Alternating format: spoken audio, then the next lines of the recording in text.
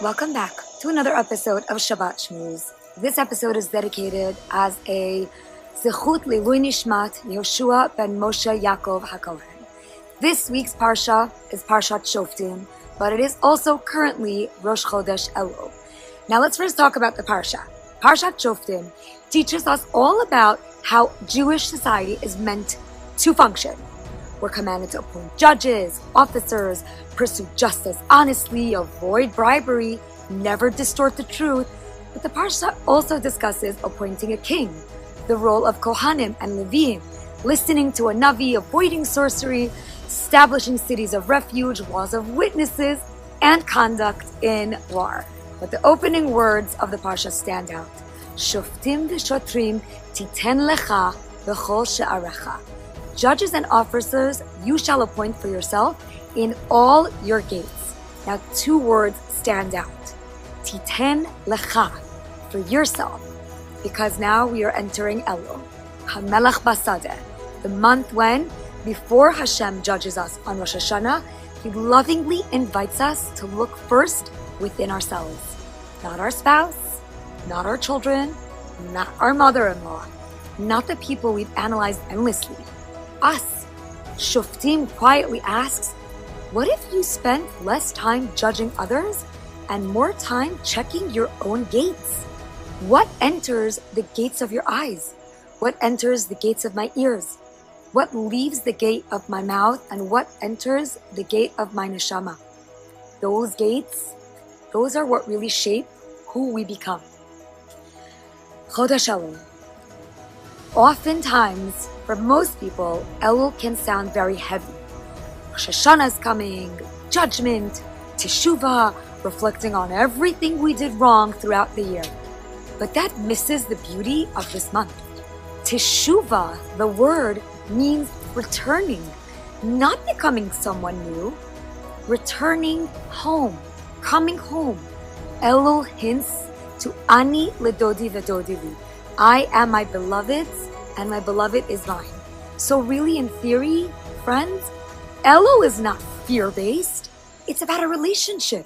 Hashem is not saying to us, look at everything you did wrong. Chas v'shalom. Hashem is a kel malei rachamim. Hashem is instead saying, come back. I miss you.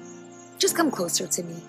Now, Rosh Chodesh Elul begins a super powerful spiritual marathon.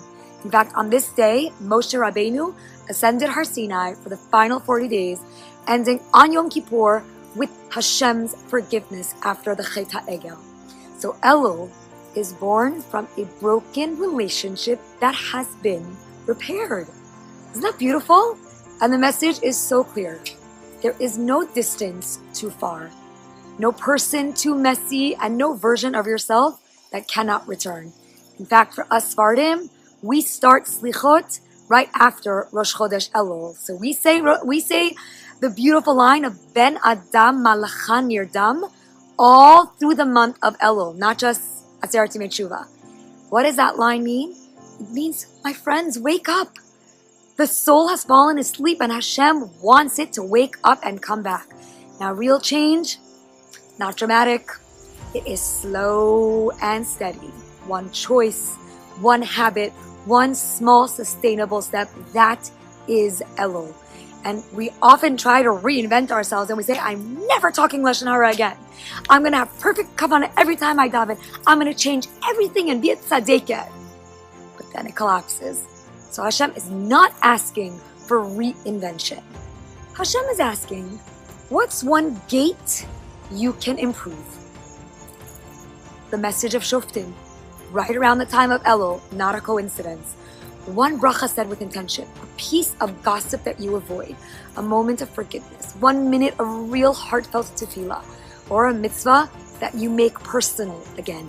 That is teshuvah. That is Elul. Now when Shoftim says, Shoftim v'shotrim titen lecha, saying judge yourself first. And then Elul comes into the picture and adds on, but do it with love. A cheshbon hanefesh, it's not meant to produce despair. Never, ever are we meant to produce despair. It is meant to produce clarity. Now I know which gate I can improve on.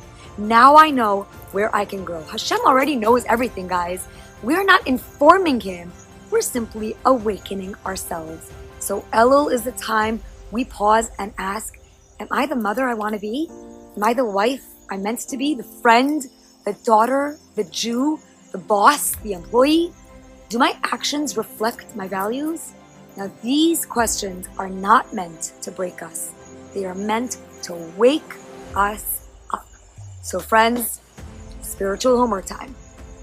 Choose one gate. Mouth, your eyes, your ears, your phone, your temper, your time.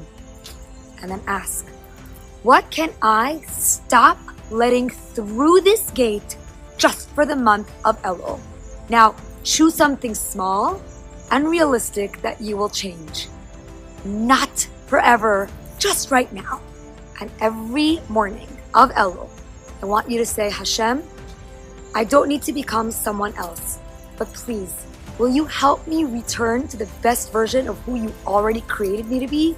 Because Elul is not a courtroom, contrary to our beliefs and our thoughts. It's actually just an open door. Hashem is not sitting there holding a red pen. He's standing there saying, my child, just come home.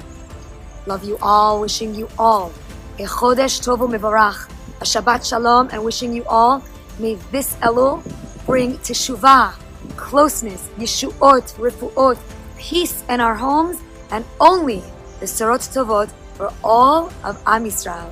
Love you all. Chodesh tov and Shabbat shalom.